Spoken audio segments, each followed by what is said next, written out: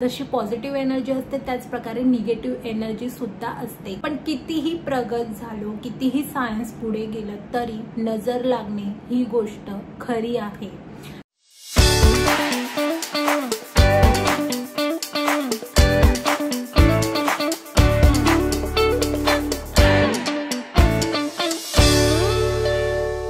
तुमच्यासोबत हे झालं असेल की एखाद्या अनोळख्या व्यक्तीसोबत आपण जेव्हा भेटतो तेव्हा आपण त्या व्यक्तीशी न बोलताही आपल्याला फील होतं, आपल्याला त्या व्यक्तीपासून दूर जावंसं वाटतं। कधी कधी या उलटही होतं की अनोळख्या व्यक्तीला भेटल्यानंतर त्या व्यक्तीच्या सहवासामध्ये थांबावंसं वाटतं। असं का होतं? याला बोलतात ऑरा। यस, प्रत्येक व्यक्तीचा, प्रत्येक वस्तूचा, प्रत्येक वास्तूचा ऑरा असतो।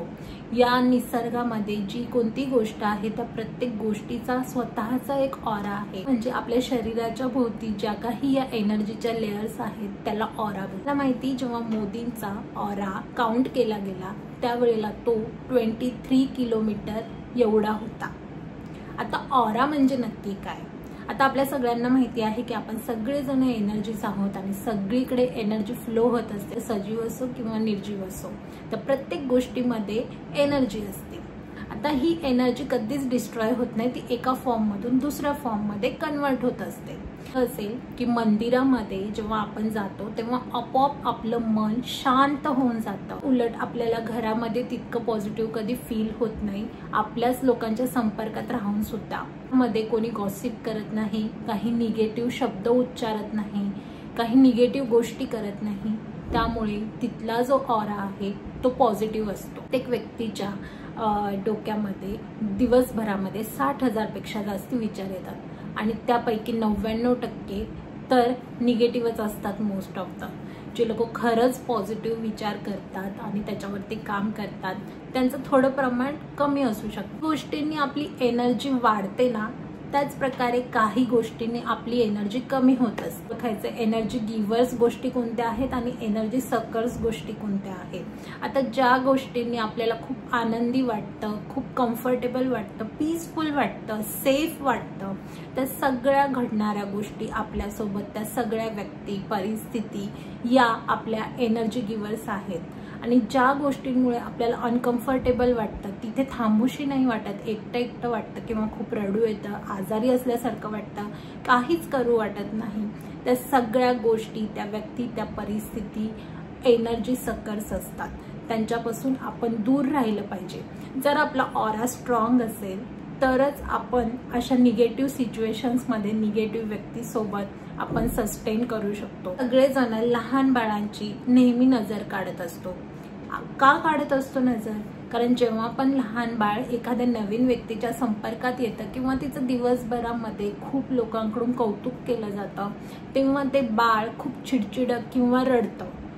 असं मोस्ट ऑफ द टाइम तुमच्याही घरी झालं असेल। सगळं का होतं? नजर लागल्यामुळे। निगेटिव्ह एनर्जी असते ती डोळ्यांमधून जेव्हा पास ऑन होते तेव्हा त्याला नजर लागणे असं म्हणतात। तिला नजर लागलेली आहे, त्या व्यक्तीचे हातपाय दुखतील किंवा तिला आजारी पडल्यासारखं वाटेल किंवा तिला काहीच करू न वाटणे किंवा तिची चिडचिड होणे किंवा तिचे डोळे जळजळणे, अशा सगळ्या गोष्टी तिच्यासोबत घडू शकतात। मधून बघितलं तर स्पेशली जे गोड पदार्थ असतात त्याच्यामधून निगेटिव्ह एनर्जी जास्ती पास होत असते। मनुष्य समाज प्राणी आहोत, तर आपण कामासाठी कुठल्या ना कुठल्या गोष्टीसाठी लोकांच्या संपर्कामध्ये येतोच आणि प्रत्येकाची एनर्जी ही पॉझिटिव्हच असेल असं नाही। जसं काय करू शकतो, त्या ठिकाणी किंवा त्या व्यक्तीच्या संपर्कात जाणं आपण अवॉइड करू शकतो। असंही होतं की आपल्याला त्या व्यक्तीच्या संपर्कात जावं लागतं किंवा तिच्यासोबत राहावंच लागतं।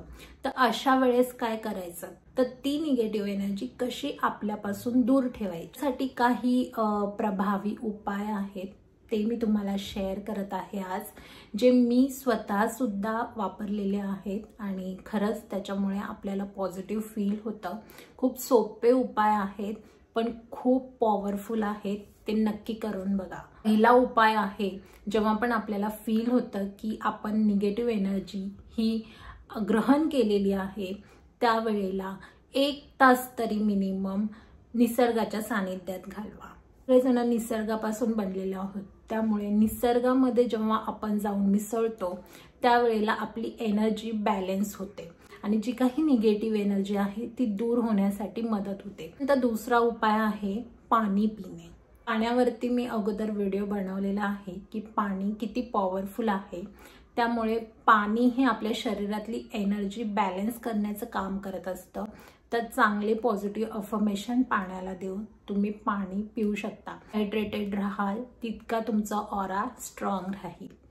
तिसरा उपाय आहे साऊंड हिलिंग। यस, तर म्युझिक ही अशी थेरपी आहे, म्युझिकने अनेकांचे अनेक आजार बरे केलेले आहेत। फार मोठे मोठे आजार बरे केल्याचे काही अभ्यास सुद्धा आहेत।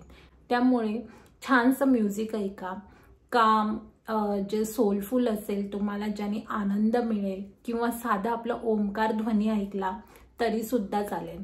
असं म्हणतात की जेव्हा पृथ्वी तलावरती कुठलीच जीवसृष्टी नव्हती त्यावेळेस अंतराळामध्ये ओम या ध्वनीचा आवाज यायचा। केलं असेल जेव्हा पण आपण ओम बोलतो त्यावेळेला आपल्या ब्रेनमध्ये जास्ती व्हायब्रेशन होत असतं। उच्चार करा किंवा ओमचा ध्वनी ऐकण्याचा प्रयत्न करा जर तुम्ही साऊंड हिलिंग करत असाल तर। हा उपाय आहे मेडिटेशन करणे। मेडिटेशन ही इतकी प्रभावी टेक्निक आहे तुमचा ऑरा स्ट्रॉंग करण्याची। तुमचा ऑरा हा 23 किलोमीटर आहे, कारण ते रोज सकाळी मिनिमम 1.5 तास मेडिटेशन करतात। मेडिटेशन ही इतकी प्रभावी टेक्निक आहे आपल्या सबकॉन्शियस माइंडला पॉझिटिव्ह थॉट्सचे इन्स्ट्रक्शन देण्यासाठी। मेडिटेशनचे खूप फायदे आहेत। आपल्या चॅनेलवर सुद्धा मी 3 मेडिटेशन अपलोड केलेले आहेत, त्याच्या लिंक मी डिस्क्रिप्शन बॉक्समध्ये देते, तुम्ही नक्की चेकआउट करा। 5 ते 10 मिनिटाचे हे मेडिटेशन नक्कीच तुमची लाईफ चेंज करण्यासाठी उपयुक्त राहतील। ते 4 उपाय ज्याच्यामुळे आपण आपला ऑरा स्ट्रॉंग करू शकतो। तर आता तुम्ही व्हिडिओ शेवटपर्यंत बघितलीच आहे, तर मी तुम्हाला अजून एक उपाय शेअर करते। जो उपाय मी तुम्हाला शेअर करत आहे ना, तुम्ही कुठल्याही हीलरकडे जा, रेकी हीलर किंवा अजून कुठले हीलिंग तुम्ही घेत असाल किंवा वास्तुशास्त्र किंवा कुठल्याही स्पिरिच्युअल एक्सपर्टकडे जा, ते तुम्हाला हा उपाय नक्की सांगते। हा उपाय असा आहे की आपल्याला आंघोळ करताना त्याच्यामध्ये थोडंसं मीठ टाकायचं आहे आणि त्या पाण्याने आपल्याला आंघोळ करायची आहे। आता मीठ का?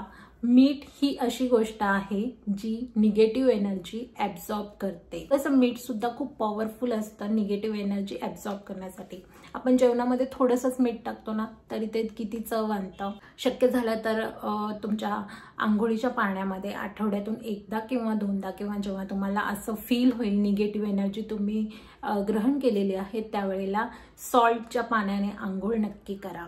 मला जर तुमच्या घरामध्ये पॉझिटिव्ह एनर्जी ठेवायची असेल, घराचा ऑरा जर क्लीन करायचा असेल, तर तुम्ही खडे मीठ घेऊन घराच्या सगळ्या कोपऱ्यांमध्ये 15 मिनिटं ठेवा आणि त्यानंतर ते छान व्यवस्थित स्वच्छ झाडूने क्लीन करून घ्या।